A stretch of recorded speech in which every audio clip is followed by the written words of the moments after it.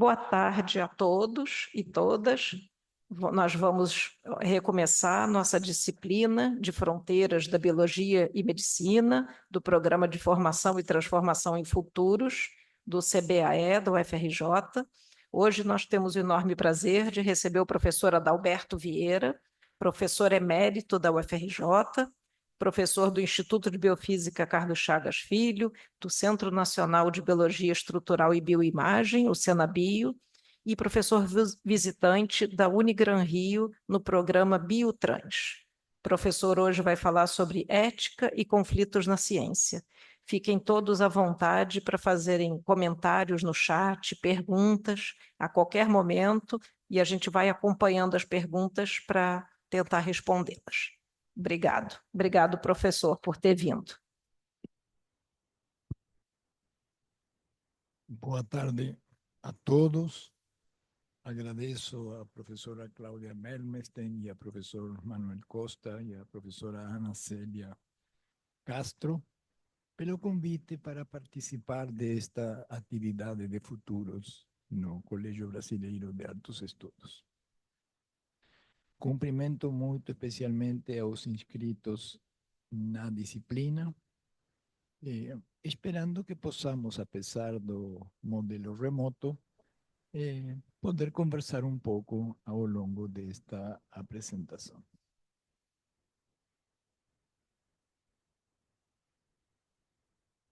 No, aquí. ¿Cuál era? Bem, vou fazer a abertura desta minha exposição de hoje, refletindo sobre o fato de que as disputas em pesquisa, os conflitos de interesse, a integridade, a má conduta, o plágio, a fabricação e falsificação de dados, a manipulação da literatura, a reprodutibilidade de resultados, a autoria, estiveram ausentes na atmosfera de nossos cursos de pós-graduação até muito recentemente. E não apenas de maneira presencial, mas também nos documentos das diferentes áreas da CAPES e de agências de avaliação e financiamento à pesquisa. Eu enfatizaria ainda um pouco mais, dizendo que a necessidade de uma apropriada atmosfera de pesquisa, e voltarei depois reiteradamente a esse conceito de atmosfera de pesquisa para o processo de formação e treinamento em cursos de pós-graduação, foi negligenciado ou até ignorado também até recentemente. E a responsabilidade dos cientistas, incluindo os estudantes para desenvolver seu trabalho científico, praticamente foi desconsiderada ou discutida superficialmente em nossos cursos de pós-graduação. Na verdade, nós começamos a discutir estes tópicos em nossos cursos de pós-graduação e nos comitês da CAPES somente em 2013. 3 anos depois de uma mensagem vinda de Singapura, e voltarei depois para Singapura, onde foi enfatizado que o valor e o benefício da pesquisa são vitalmente dependentes da integridade em pesquisa. A atmosfera que eu tenho percebido em todos estes anos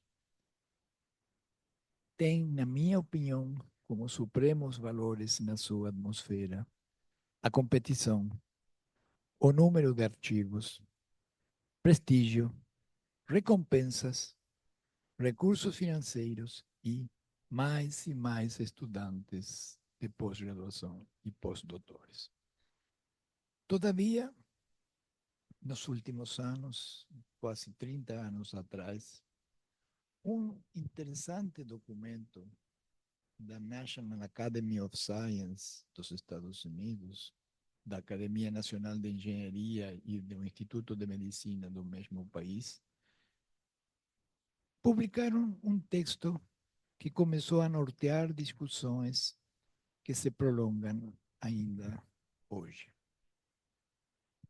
En primer lugar, tal vez voy a hacer una pequeña pausa para que podamos leer ese texto con énfasis en aquello que está en vermelho, para destacar que los conflictos interpessoais y profesionales y las rivalidades pessoais siempre hicieron parte de la cultura científica. Na verdade, o que podemos dizer que os diversos ambientes sociais e as expectativas conflitantes de pesquisadores oferecem oportunidades aumentadas para má interpretação e para disputas não resolvidas. Eu gostaria, talvez, de resumir esse texto dizendo: aquilo que não tentamos resolver sempre aparece como um fantasma recalcitrante. E talvez o mais delicado, e começo com esse parágrafo, se as disputas inerentes à nossa condição humana e de cientistas não são de alguma forma respondidas, analisadas, elas muitas vezes conduzem a alegações de má conduta em ciência. E o que é importante também frisar é que o problema envolvendo as complexas relações e os procedimentos formais entre agências governamentais e instituições de pesquisa nem sempre são devidamente consideradas. A má conduta em ciência pode ocorrer e alegações de má conduta devem ser tratadas seriamente sem qualquer clima de perseguição. Mas simplesmente alguns problemas simplesmente refletem uma pobre atmosfera de pesquisa mais do que má conduta em ciência. Em outras palavras, estou propondo refletir, discutir, de que não devem ser desconsiderados os problemas pessoais, mas não podemos negligenciar que a atmosfera de pesquisa como um todo deve ser considerada. Esse parágrafo termina dizendo que as relações humanas e as interações constituem um dos mais importantes aspectos de boas práticas em pesquisa. Vou começar essa segunda parte de nossa apresentação. Não sei se há alguma pergunta no chat. Vou pedir que, por favor, aqui me ajudem a investigar isso.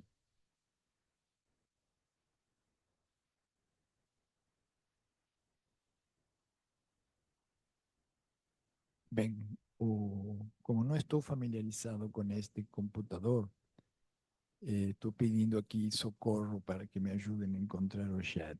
Mais de um computador, 3 computadores. Vou começar com 2 histórias no primeiro quarto do século XX que dizem sobre rivalidades, hierarquia e recompensas em ciências. Uma delas é muito próxima de nós e em seguida entenderão por quê. 1909. Carlos Chagas descobre a trypanosomiase americana, a doença que leva seu nome. Este foi um dos maiores vultos médicos da primeira década do século, tornando-se um dos mais prováveis próximos agraciados com o Prêmio Nobel de Fisiologia ou Medicina. Em 1915, 16, 17 e 18, o Prêmio Nobel não é otorgado por causa da Primeira Guerra Mundial. Em tempos de guerra global, ele não é concedido. Em 1921, Carlos Chagas é o grande candidato para receber o Prêmio Nobel de Fisiologia ou Medicina. Com um passeio à nossa legendária Biblioteca Nacional, na sua hemeroteca, vocês podem ver que os jornais da época já antecipavam o Prêmio Nobel para Carlos Chagas. O que ocorreu? Afrânio Peixoto, aquele que dá o nome ao Instituto Médico Legal, envia documento à Academia Sueca questionando a validade e o significado das descobertas de Chagas. Naquela época, a comunicação de longa distância mais rápida era através de telégrafo, mas não tinha comprovação de validade. Então, a Academia Sueca decide não conceder o Prêmio Nobel de Medicina nesse ano. Foi a primeira e a única em tempos de paz, ou seja, em tempos sem guerra de alcance mundial. Em 1925, a história se repete. Mas em 1925 aconteceu a segunda história que gostaria de trazer aqui como exemplo de rivalidades e exemplo de má conduta em ciência. Ano de 1920. O diabetes já era uma doença conhecida e um cientista canadense jovem, Frederick Banting, tenta convencer o chefe de seu departamento, John McLeod, um inglês, de que seria possível isolar o suposto hormônio hipoglicemiante do pâncreas, ligando o conduto pancreático. O que sobrasse do tecido estaria enriquecido nesse produto hipoglicemiante. Cético, MacLeod concorda com que ele faça os experimentos durante as férias. E ele foi para tirar as suas férias na Inglaterra. Banting convida um estudante, Charles Best, talvez o primeiro estudante de iniciação científica registrado, para ajudá-lo no verão de 1921. No inverno de 1922, o extrato obtido é ensaiado e mostra sua eficácia antidiabética em um paciente. MacLeod troca o ceticismo pelo entusiasmo e a descoberta da insulina. Vou introduzir o terceiro parágrafo, o quarto, perdão, lembrando que durante muitos anos, séculos, uma publicação científica só acontecia quando o chefe do laboratório, do departamento, da instituição o aprovava. Essa foi a razão pela qual Banting e Best escrevem um trabalho e o entregam a MacLeod pedindo autorização para publicar. E aí entramos num exemplo do que chamamos falta de integridade em coautoria científica. Em primeiro lugar, MacLeod se inclui como coautor. Não era para isso que entregaram o trabalho os seus colaboradores mais jovens. Mas vejam a outra grande influência que devemos levar em consideração como grande influenciadora. MacLeod se associa ao gigante farmacêutico Eli Lilly para a produção de insulina em larga escala e ele usufruir desses lucros. 1925, a Academia Sueca não deu o Prêmio Nobel para Chagas, mas o concedeu para Banting e MacLeod. Best ficou de fora. Banting divide sua parte do prêmio com Best. E Banting teve depois uma carreira triste. Anos depois, o governo canadense cria o Instituto Charles Best. Então, são duas histórias para refletir. Alguém gostaria de fazer algum comentário no chat? Sean, poderíamos ver?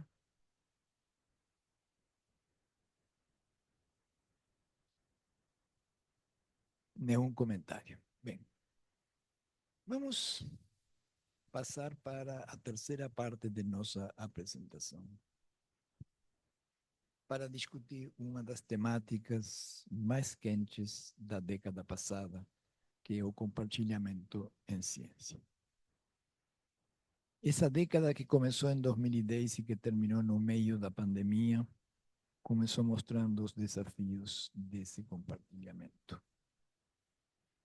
E aí perguntamos, como o Brasil era visto, pensado ou sonhado no cenário global da ciência do século XXI, no início da década anterior? Com licença. O nome é a pergunta da Geise, né? Bem quem foi injustiçado? O que pensa sobre isso? O banking foi injustiçado? O que você pensa sobre isso? Bom, em primeiro lugar, o que eu penso que houve apropriação de autoria, indevida apropriação de autoria.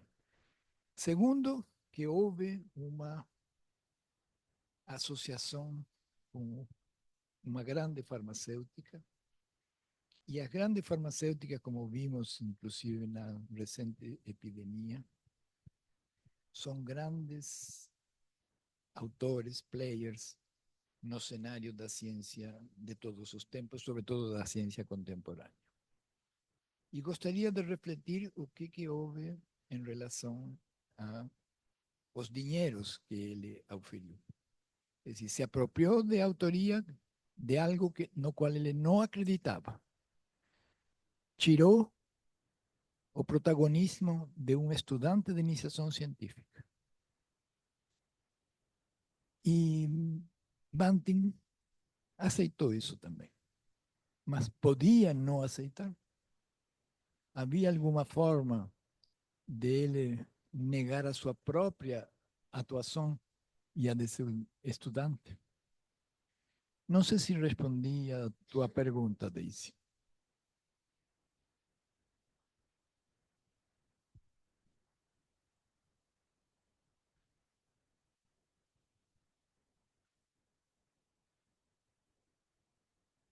Bom,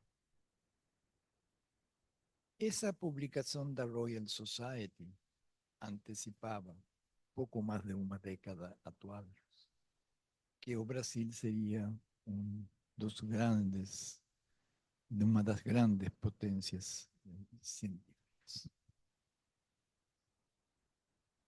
E, mais uma vez, de maneira talvez ingênua, a Royal Society acolhia algo que começava a ser discutido em 2012, que haveria um aumento dos recursos para a pesquisa para 2% do Produto Interno Bruto a partir de 1,4% em 2007. Vamos analisar um pouco o que aconteceu até a metade da década passada, e não vou avançar muito mais da metade para não politizar demais esta nossa apresentação hoje. E podemos dizer, apesar disso, que não é aquele cenário otimista de 2011 que nos encontramos nesta tarde aqui no CBAE, já no meio de uma nova década. Observen esse gráfico. O que nos diz esse gráfico? Em primeiro lugar, nos mostra de maneira bifásica um aumento dos investimentos em ciência, tecnologia e inovação públicos e privados que começaram a cair a partir da década passada.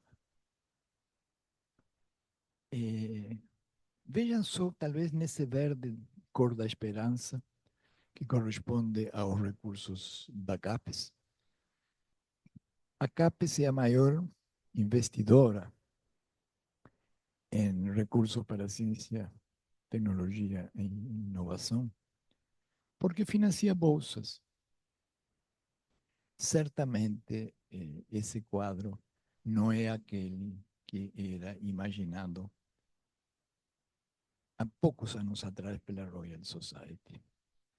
E aí trago uma pergunta, eu costumo dar essa disciplina no Instituto de Biofísica, e tem uma pergunta que me marcou alguns anos atrás, no meio da pandemia, quando eu dava uma disciplina bem diferente dessa. Esta talvez seja uma mistura de alguns conceitos. Um estudante me fez a seguinte pergunta: nesses tempos em que a sobrevivência da ciência e de nós cientistas está ameaçada, é possível pensar em ética e integridade? Vou repetir. Nesses tempos em que a sobrevivência da ciência e de nós cientistas está ameaçada, é possível pensar em ética e integridade? Vamos refletir talvez um pouco sobre isso. Bem, passo para a outra parte da aula para trazer algumas iniciativas que, no meu modesto ponto de vista, iluminam essa pergunta feita pelo estudante de 2021. Lembrando que há iniciativas em todo o mundo no qual a ênfase pela ética, pela integridade em pesquisa estão presentes. E posso dizer que uma era em que a integridade em pesquisa e a conduta responsável em pesquisa passaram a ser consideradas essenciais nos processos de criação de conhecimento científico. Era aquilo que reverberou no Brasil em 2013 na CAPES. Como volto aqui?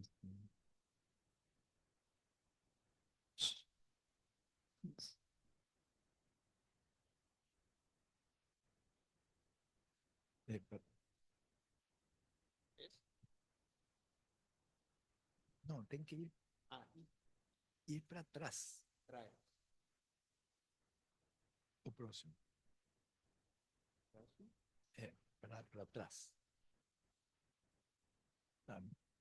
Tinha me perdido nesse computador que está meio sombrio. Talvez para antecipar que, na minha opinião, começa uma era em que a integridade em pesquisa e a conduta responsável em pesquisa passaram a ser consideradas essenciais nos processos de criação do conhecimento científico.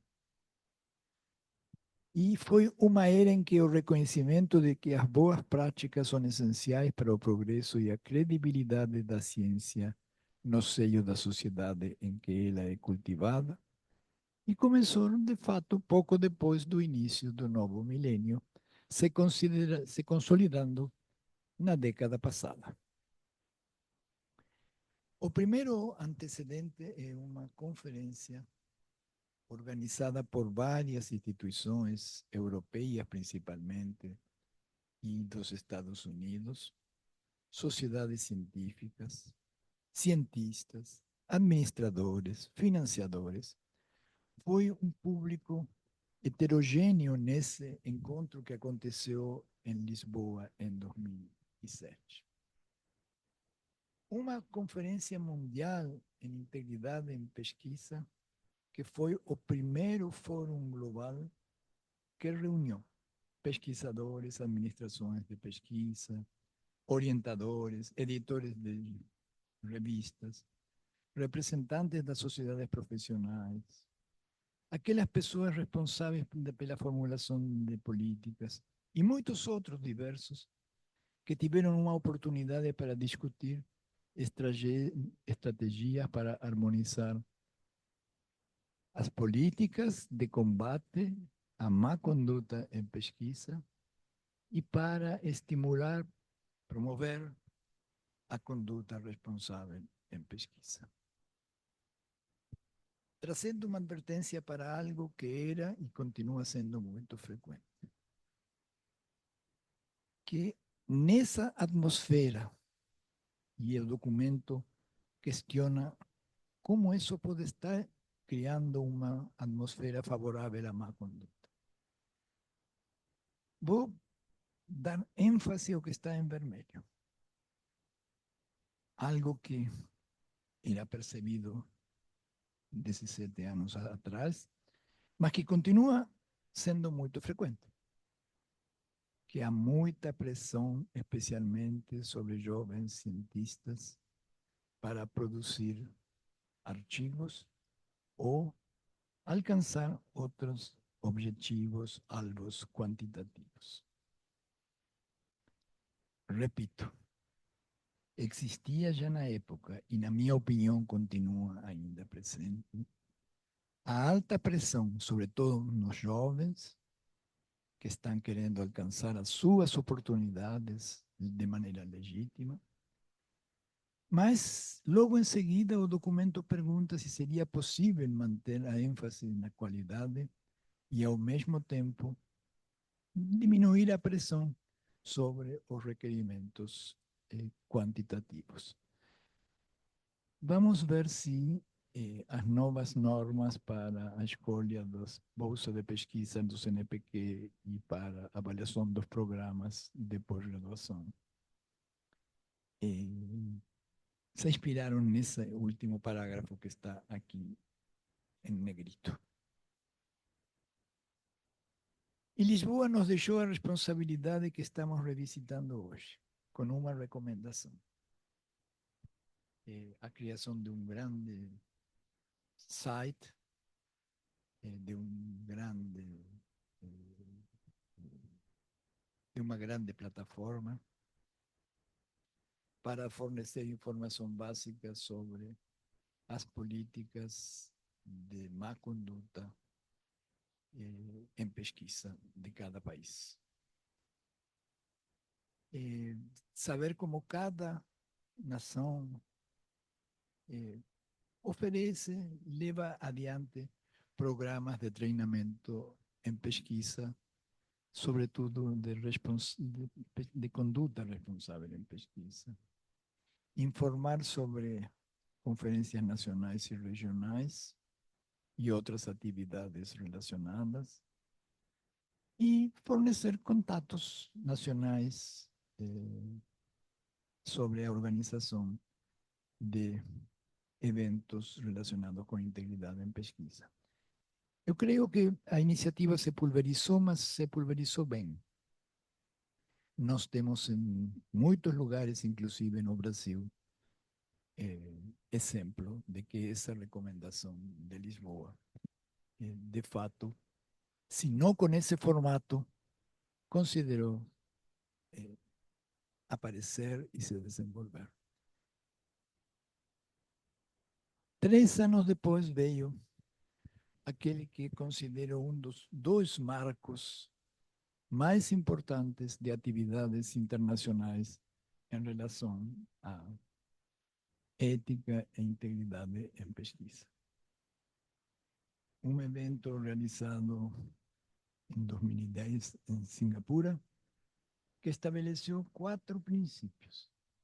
O princípio da honestidade, o princípio da responsabilidade, a cortesia profissional e a amabilidade para no trabalho com os outros. Isso talvez soe um pouco estranho, mas espero convencê-los da importância. E uma boa capacidade para lidar em questões de pesquisa em nome dos outros, sobretudo quando temos algum tipo de liderança. Esse foi um documento cuja leitura eu recomendo fortemente. E, de fato, explorando esse documento, nós temos 14 diferentes responsabilidades que podem ser detectadas nesse documento de Singapura. Vejam só, começamos com integridade, isso não precisa realmente ser analisado com muitas palavras. Mas gostaria de apontar para 4. A forma de registrar a pesquisa. a adequada forma de registrar a pesquisa é um dos principais preventivos de problemas de má conduta, porque além de serem públicos, esses registros realmente são aqueles que nos permitem depois, inclusive, reconhecer o erro humano. A questão da comunicação pública, que não deve ser confundida de forma alguma com o Open Access. E, finalmente, dois pontos sobre o qual Singapura se debruça, que são o ambiente de pesquisa e as considerações que dizem respeito às relações com a sociedade como um todo.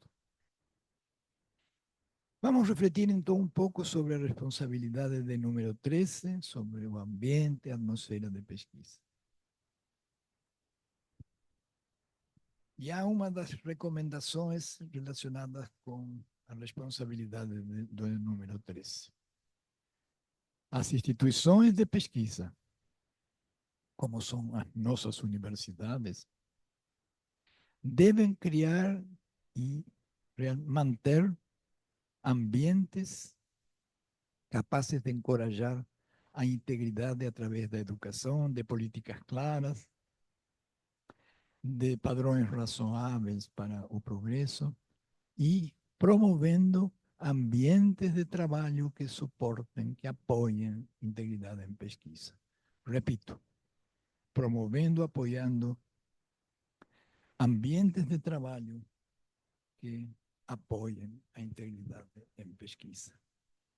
O que nos permite dizer que a pobreza do ambiente de pesquisa é o fermento das más práticas em pesquisa.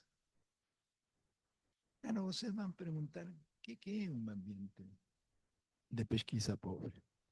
Um ambiente no qual não se observam os 4 grandes princípios de Singapura: honestidade, responsabilidade, cortesia profissional e um bom manejo das relações de pesquisa com outras pessoas.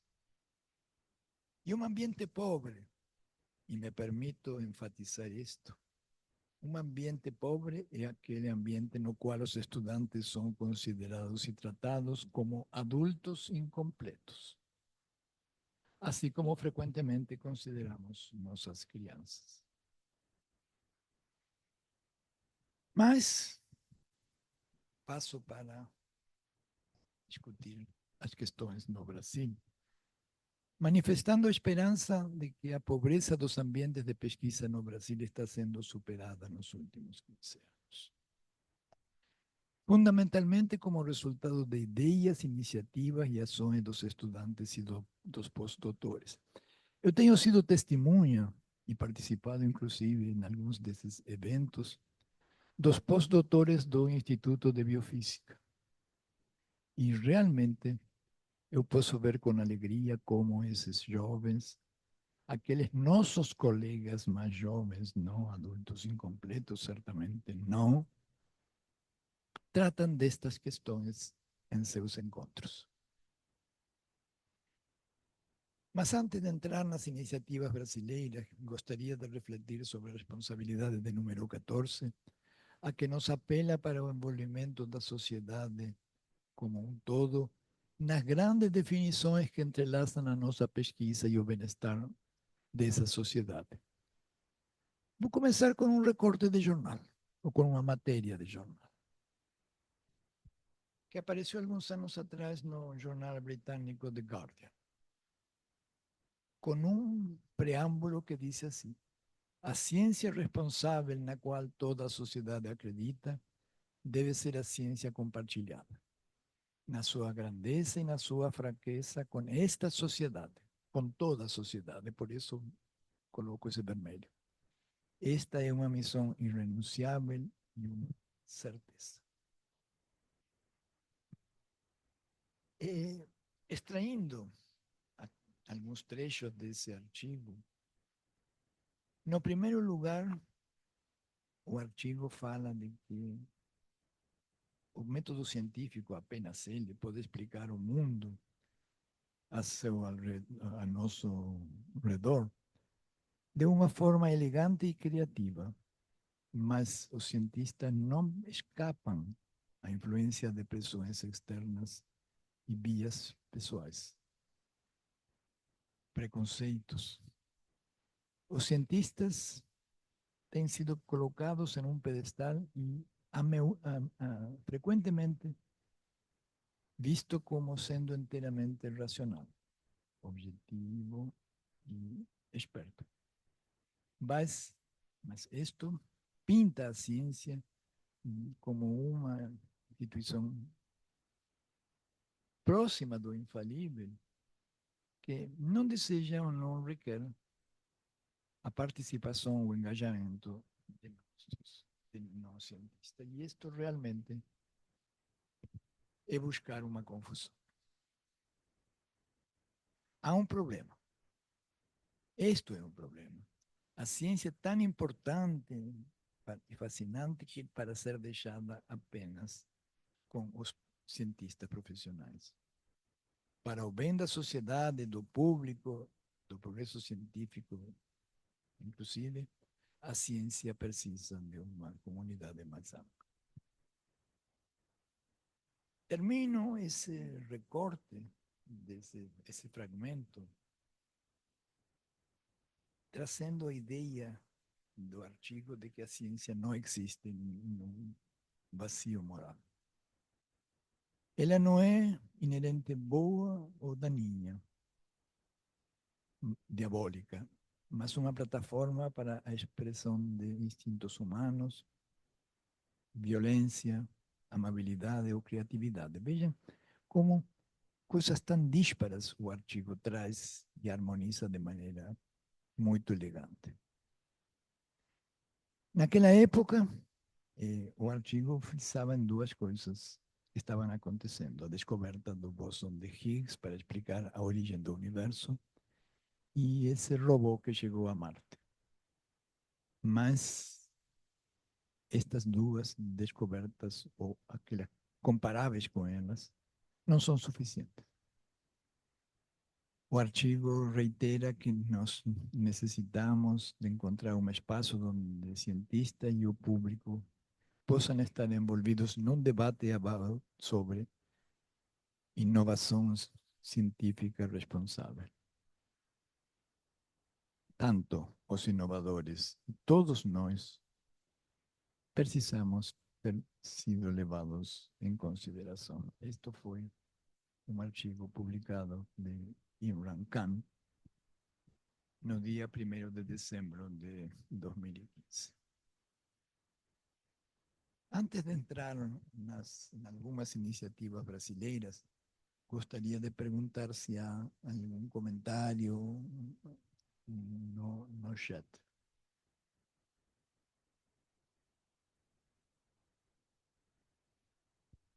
Só há alguns minutos atrás, né, a Geise comentou: ficaria complicado o Benck negar. Seu trabalho não seria publicado? O conhecimento ficaria engavetado? Muita coisa errada, mas a descoberta da insulina foi algo de suma importância. Sabe que não consegui te entender. A pergunta? Não consegui entender nem a pergunta, nem tua voz. Por causa do contexto, com o negócio do banking. Lá atrás. A ver, pode devagar e falar mais perto do microfone? Ficaria complicado o Benck negar. Seu trabalho não seria publicado? O conhecimento ficaria engavetado? Muita coisa errada, mas a descoberta da insulina foi algo de suma importância. Não, concordo. E coloco realmente o comentário final da pergunta como dizendo que a ciência frequentemente, não diria sempre, mas esse exemplo serve, é capaz de superar os pecados, entre aspas, que algumas ações trazem para a descoberta científica. Poderíamos dar outros exemplos que envolvem, em alguns casos sim, em outros não, prêmios Nobel. Mas certamente eu trouxe esse exemplo de insulina para mostrar que mesmo vultos grandiosos da ciência podem ser marco para ações de má conduta e falta de integridade.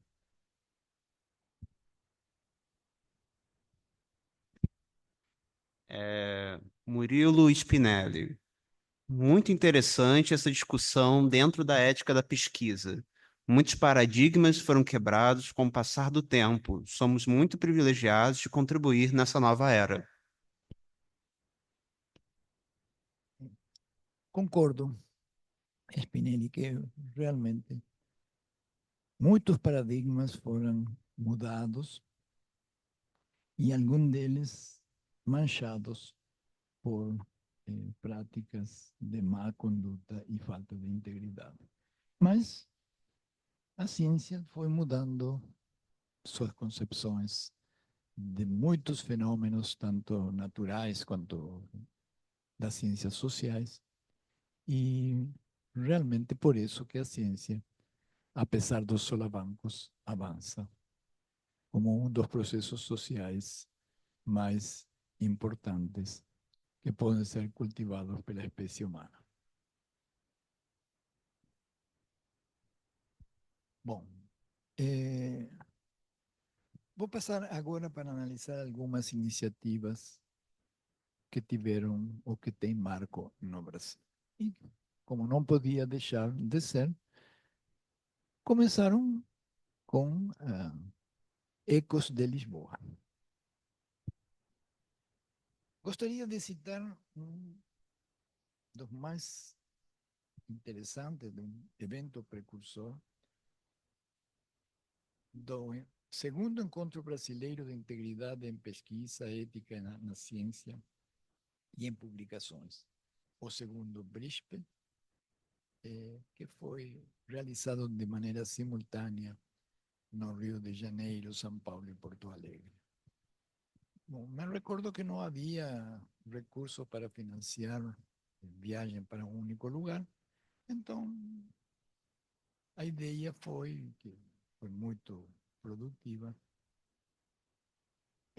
fazer reuniões simultâneas. Naquela época não havia Google Meeting, mas a gente tinha já e-mail, tinha telefone.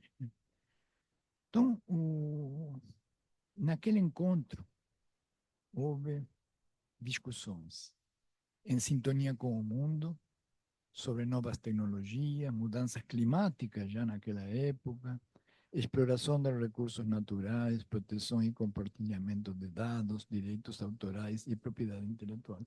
Vejam só, as coisas mais díspares, desde direito autoral até exploração de recursos naturais e mudanças climáticas. E três pontos formaram o núcleo central desse segundo encontro. Primeiro, o quarto, era quarto na lista, mas os três primeiros são mais formais. A percepção de que uma contribuição significativa para a ciência é inseparável da responsabilização nas atividades de pesquisa e se reflete em mudanças significativas nos critérios de julgamento sobre a qualidade e solidez de projetos e de artigos científicos. Esse documento final enfatiza que qualidade e solidez são características interligadas, que dependem da confiabilidade dos dados e de sua fiel representação nos registros de pesquisa. Vejam como essas ideias reverberaram depois em Singapura. E a qualidade e solidez de uma pesquisa científica podem ser afetadas por conflitos de interesses não revelados, que podem distorcer os registros de pesquisa e enganar a comunidade de pesquisa. Repito, o adequado registro de informações, de resultados, sobretudo em laboratórios muito grandes. Porém, lembram daquele gráfico que eu apresentei até o ano 2018? Num cenário de recursos minguantes a partir da segunda metade da década passada, o julgamento de qualidade e solidez de projetos não aconteceu ou ficou comprometido. E eu trago a triste relembrança da pandemia de Covid-19, perguntando se essa pandemia contribuiu para isso. Gostaria de lembrar, talvez lembrar aquilo que 2020, 2022 e 2021 significaram para nós. O estabelecimento de... Então, vou misturar luzes e sombras. Vou mencionar as redes de colaborações e cooperações que se estabeleceram. Como houve o estímulo para a busca de novos horizontes de conhecimento que se traduziu numa descoberta recorde de vários tipos de vacina. Mas apareceram rivalidades entre grupos, inclusive aqui no Brasil. Tivemos, estimulado por autoridades superiores, a mistificação, a politização e o negacionismo. Tivemos exemplos de ciência descuidada. Não vou mencionar artigos que depois foram retratados. E houve mudanças de relações entre os cientistas, os governos e as grandes corporações. Em outras palavras, a atmosfera criada na ciência pela Covid-19 teve influência no desenvolvimento de ambientes favoráveis e desfavoráveis para a ética e a integridade em pesquisa. Mas vamos novamente para os eventos. Em 2013, a Conferência de Montreal, no Canadá. É uma conferência que discutiu, sobretudo, as relações científicas entre grupos de nações, sobretudo entre países diferentes. E aí esse documento menciona os desafios que para a ética e a responsabilidade em pesquisa trazem de maneira adicional os projetos colaborativos internacionais.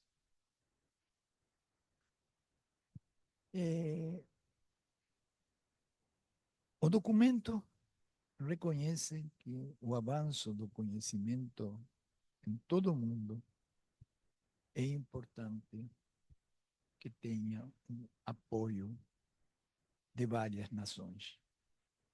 Mas essas colaborações apresentam desafios especiais para a conduta responsável em pesquisa, porque eles podem envolver diferenças substanciais em sistemas regulatórios e legais, organizacionais e estruturas de apoio, a cultura da pesquisa e a forma em que as pessoas são treinadas. E aí, no Brasil, num cenário de iniciativas de internacionalização, de estímulo a redes que envolvem instituições diferentes, de fomento, a instituições e a iniciativas que podem superar fronteiras disciplinares, que são diversas e descontínuas, estes aspectos estão longe de constituir temas de discussão institucional. Não há diretrizes nem inclusão da temática nas etapas de formação. Muito embora estas colaborações que superam barreiras quase sempre envolvam estudantes e pós-doutores. Eu me atrevo a afirmar que não deve existir no Brasil nenhum laboratório em que, pelo menos ao longo de décadas, pelo menos algum estudante ou pós-doutor não tenha participado destas colaborações que superam barreiras.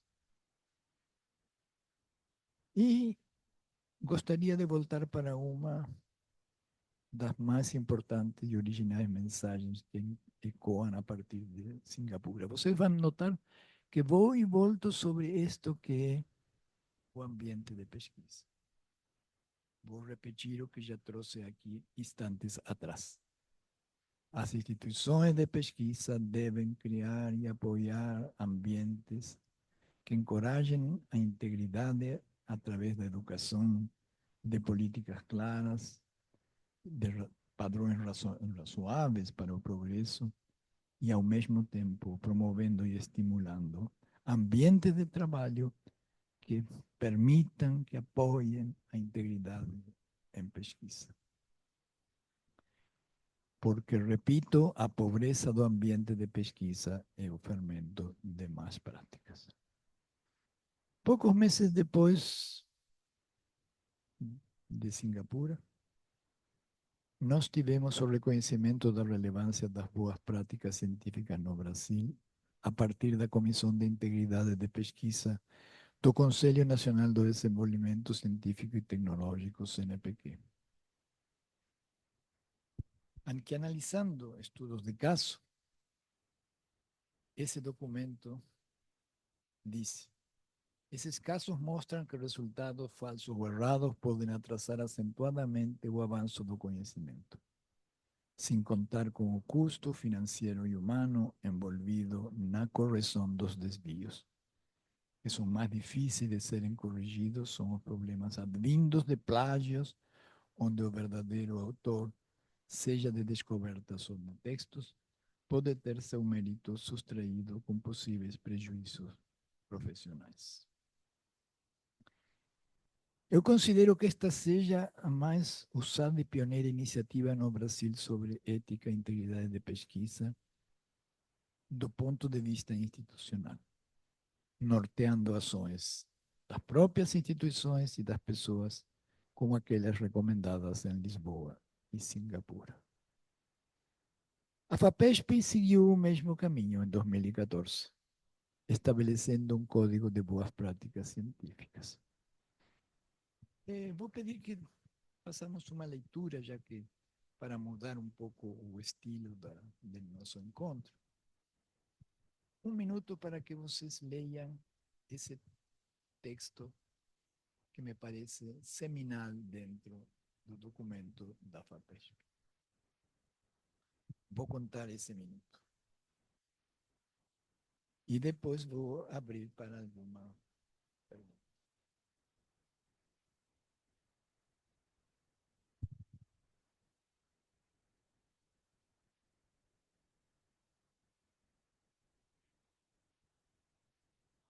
Jean, tem alguma pergunta?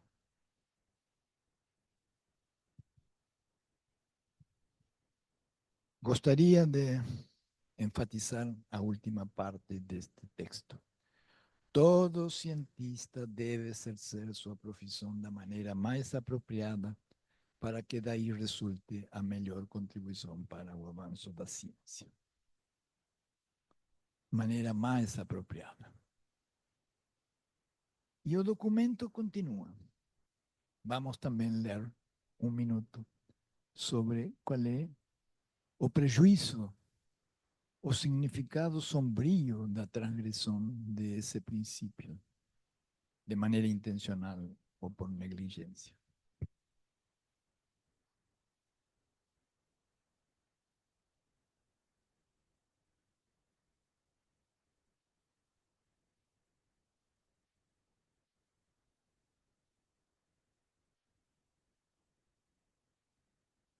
Vamos juntos ler a segunda parte. Por comprometer a fidedignidade pública da própria ciência, a transgressão mina sua própria razão de ser. Constituir-se como um instrumento eficaz para a ampliação do conhecimento humano e a orientação racional das ações humanas em suas mais variadas dimensões. A FAPESP realmente, uma década atrás, foi uma fundação de amparo pioneira na promoção de instrumentos e princípios de ética e integridade em pesquisa. Bom, chegou o momento, em 2015, do Brasil sediar a 4ª Conferência Mundial sobre Integridade em Pesquisa. aconteceu em 2015, aqui no Rio de Janeiro. E o tema central do evento foi discutir a questão das recompensas,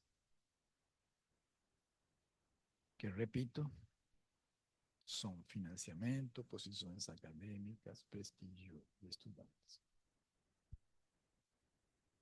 Nossa colega Sônia Vasconcelos, numa análise dessa conferência mundial aqui no Rio de Janeiro, se referiu ao sistema de recompensas. Vou ler junto com a audiência. O sistema de recompensas na ciência é uma questão importante na comunidade científica. E as recompensas estão associadas a noções de originalidade, de prioridade da descoberta, vejam que é uma questão de autoria e de atribuição de crédito, entre outros fatores. Em seu olhar sobre esse sistema, Robert Merton nos lembra que, embora talento e esforço sejam preciosos nas atividades de pesquisa, é a conquista de objetivos e de vantagens cumulativas que direcionam as recompensas. Nesse contexto, Merton aponta que não é sem disputa sobre a alocação de crédito que a instituição de ciência evolui. Ele se refere, por exemplo, a Galileu, que, com plena consciência da importância de suas invenções e descobertas, defendeu vigorosamente seus direitos pela prioridade contra uma impostura de Baldassar Capar, demonstrando de quem foi a invenção da bússola geométrica e militar. Nesse mesmo texto, um pouco denso, talvez algo confuso, Merton disse que grandes talentos na ciência são tipicamente envolvidos em muitas múltiplas descobertas. O que vale para Galileu e Newton, para Faraday e Clark, Maxwell, Gauss e Laplace, Lavoisier e Priestley, e para a maioria dos laureados com o Nobel. Vejam só, o Prêmio Nobel de Física e Química deste ano foi dado para pessoas que não são da área de computação propriamente dita, mas que tiveram um papel importante no desenvolvimento de instrumentos e de conceitos sobre inteligência artificial. Essa publicação saiu nos cadernos de saúde pública. O outro marco importante foi a 6ª Conferência Mundial em Hong Kong. Hong Kong nos deixou princípios que, a meu ver, começaram a ser sedimentados durante a pandemia. Mas vocês podem encontrar, e vou deixar um segundo para que vocês copiem a referência que saiu no PLOS Biology.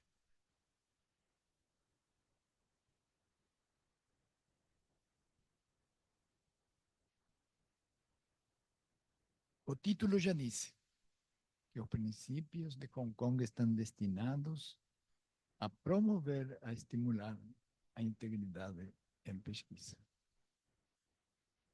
E eles são 5. O primeiro princípio é realmente investigar, analisar práticas responsáveis desde a concepção até a liberação dos resultados, em relação a ideias, ao desenho experimental, à metodologia, à execução e à disseminação efetiva. Repito, não estou me referindo a Open Access. O segundo princípio é o de valorizar a transmissão, a comunicação realmente precisa e transparente de toda a pesquisa, independente dos resultados, sejam eles negativos ou positivos. Dar valor à ciência aberta, tais como métodos abertos, materiais e datas. Isto é o compartilhamento que o The Guardian queria ter aberto para a sociedade como um todo. E repito, como se fosse um mantra, não estou me referindo a Open Access, muito menos a Open Access pago. E o princípio quarto, dar valor a uma ampla coleção de pesquisas e de bolsas que permitem replicação, inovação, a translação, a síntese e a metapesquisa.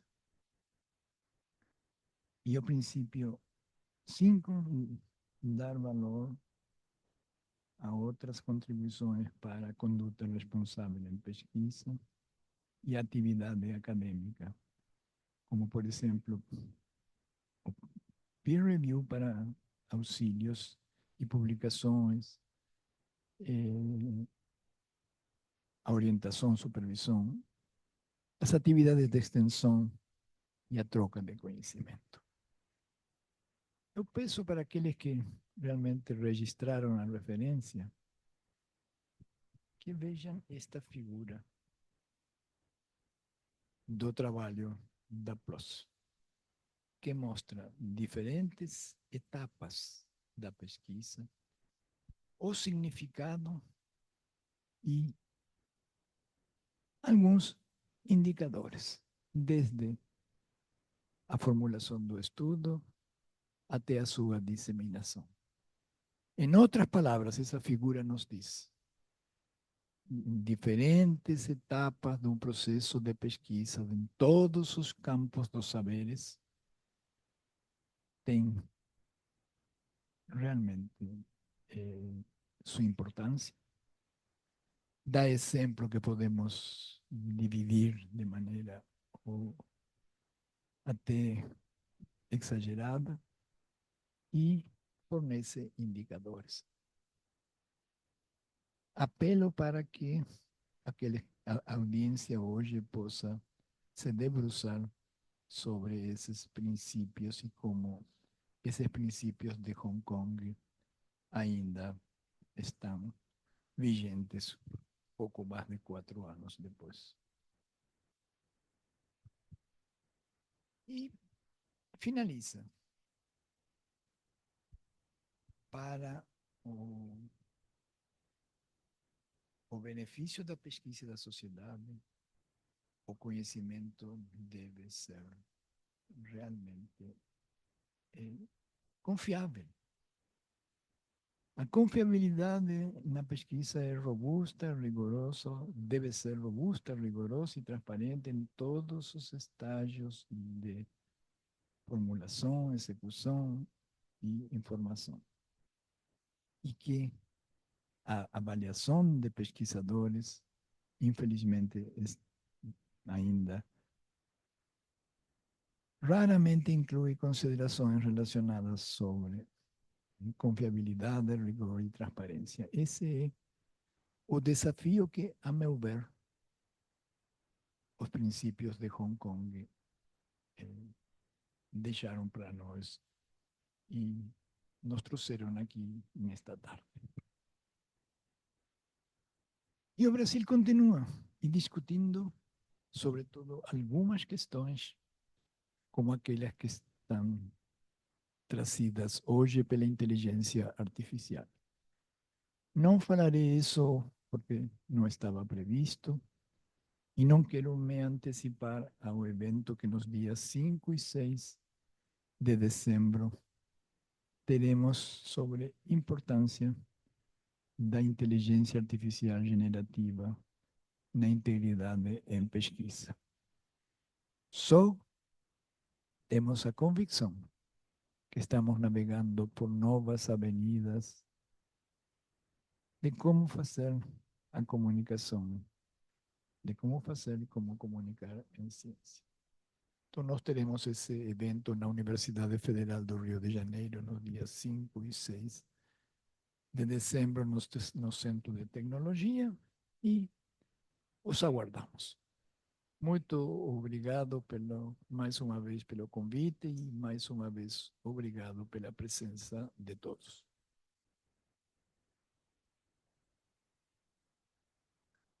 Tem alguma pergunta? Professor, eu tenho um comentário. Primeiro, agradecer, foi excelente a apresentação.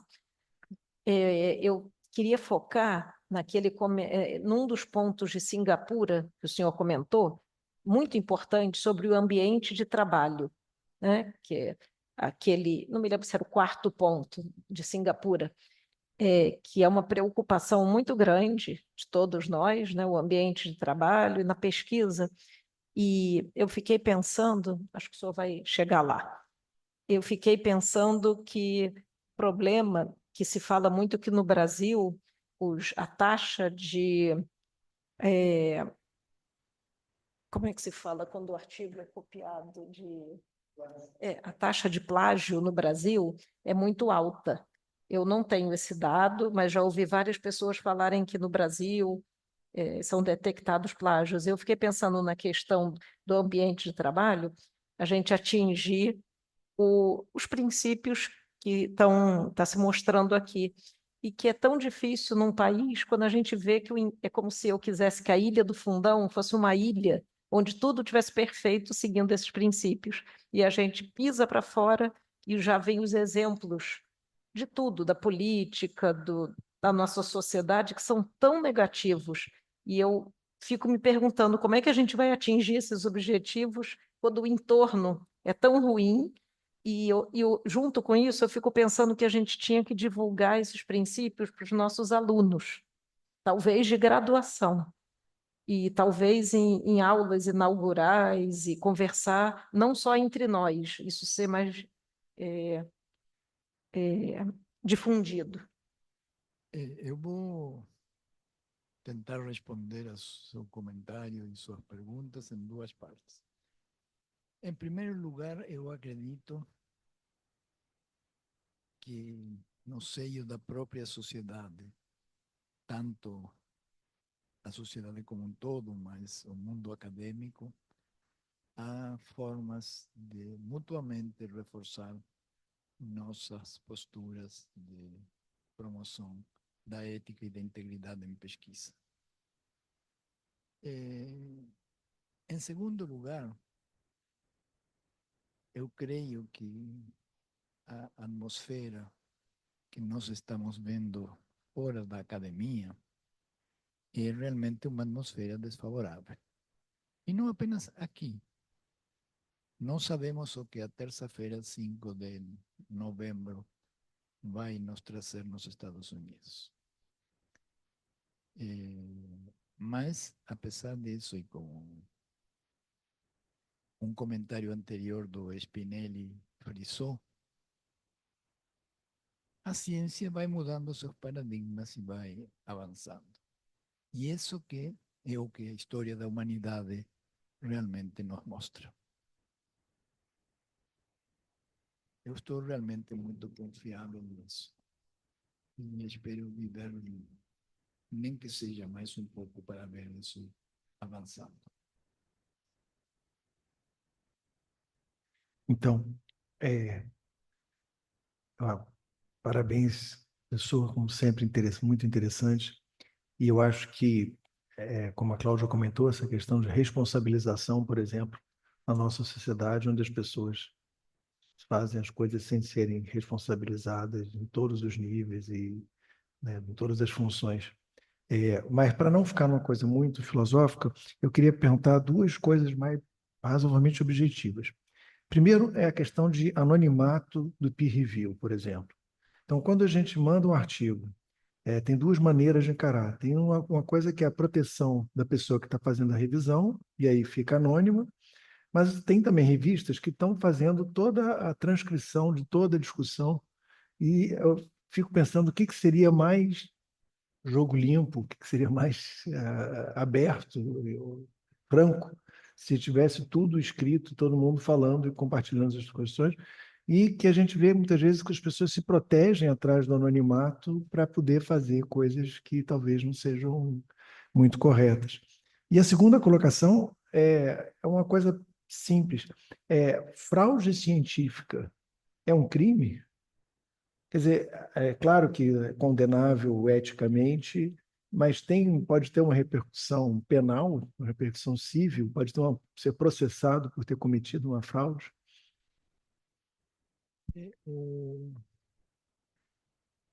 Vou começar pela segunda parte e realmente, talvez me apoiando num conceito da FAPESP, é que realmente a fraude talvez não tenha uma dosificação de pena como de outros crimes, assassinatos, por exemplo. Mas qual é a repercussão sobre, por exemplo, em termos de saúde pública, uma fraude científica em torno de vacinas, por exemplo? Agora, os limites são muito estreitos. Promover o uso da cloroquina, por exemplo, quais são os limites entre algo que se inseriu numa política que levou a 700, mais de 700.000 mortos? O negacionismo foi criminoso e o negacionismo teve um componente de fraude, apoiado inclusive em publicações científicas no mundo acadêmico. Sobre o peer review, eu creio de que há um avanço nos preprints que abrem de maneira muito ampla e sem o esconderijo do anonimato, comentários de nossos colegas sobre o trabalho, mesmo que depois a publicação definitiva seja diferente. Mas isso mostra o caminho da evolução do processo de disseminação do conhecimento científico. Agora, cada vez há um maior número de revistas no qual é aceito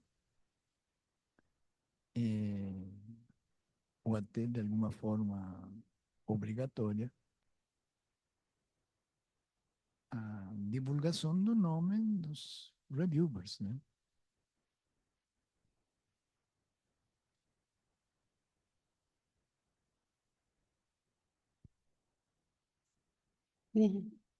A minha pergunta, porque eu sou advogada. Eu sou advogada. E, para mim, a penalidade existem leis, as pessoas têm que obedecer. Se houver algum problema, se entra na justiça para requerer os seus direitos, né? A minha cabeça é assim, por eu ser advogada, né? É, é lógico que às vezes são problemas delicados, né? E que existe toda uma questão eh, de você não poder ir contra as pessoas, não poder, porque é uma comunidade, todos se conhecem, é uma complicação muito grande nesse sentido, né? É, mas eu acho que, dada a importância dessa nova era que a gente vai viver, da pesquisa, eu acho que as leis vão se desenvolver, né? Eu acho que o que era no passado vai mudar. Parece.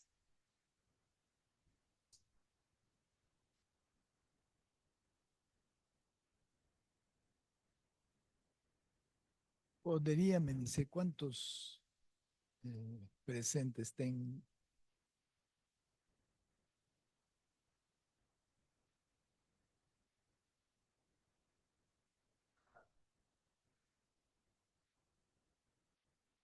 Quem são? Não, mas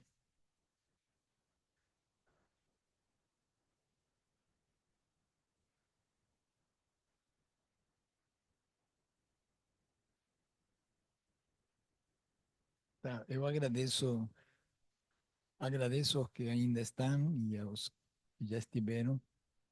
pela oportunidade de ter refletido sobre estas questões dentro do marco da importante iniciativa do Colégio Brasileiro de Altos Estudos e do curso de Fronteiras da Medicina e Biologia da Cláudia e do Manuel.